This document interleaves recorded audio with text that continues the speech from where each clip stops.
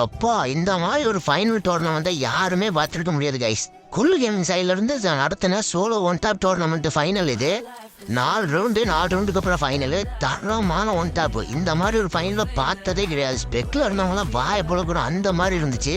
ஏன்னா 2 பேருமே iPhone players.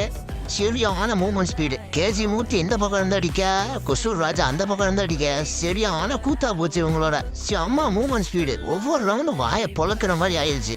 Final மட்டும் இல்லை கைஸ், வந்திருந்த எல்லாருமே தரமாக ப்ளே பண்ணாங்க.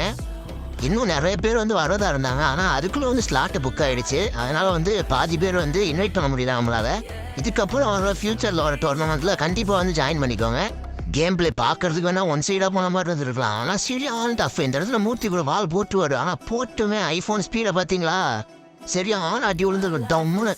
இப்போ கொசூர் ராஜா எப்படி இவ்வளோ ரேஞ்சில் அடிச்சிருப்பாருனே தெரியாது. போட்டார் அடி எவ்வளோ ரேஞ்சு. டெசர்ட்டில் எவ்வளோ ரேஞ்சு போகும் எனக்கு தெரியாது.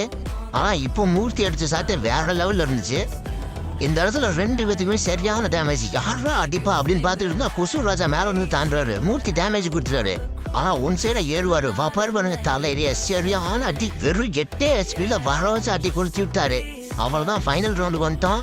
அப்பா அவர் அடிச்ச சாட்டு விழுந்துருந்துச்சு. மூர்த்தி மண்ணாக்கு போயிருப்பாரு. ஆனால் மூர்த்தி அடிச்ச சாட்டு அதை விட ஃபாஸ்ட்டாக போயிடுச்சு. இந்த மாதிரி டோர்னமெண்ட் இனி அடிக்கடி கனெக்ட் பண்ணுவோம். மறக்காம கீரி கேமர்ஸையும் குள்ளு கேமையும் சப்ஸ்கிரைப் பண்ணி வச்சுக்கோங்க.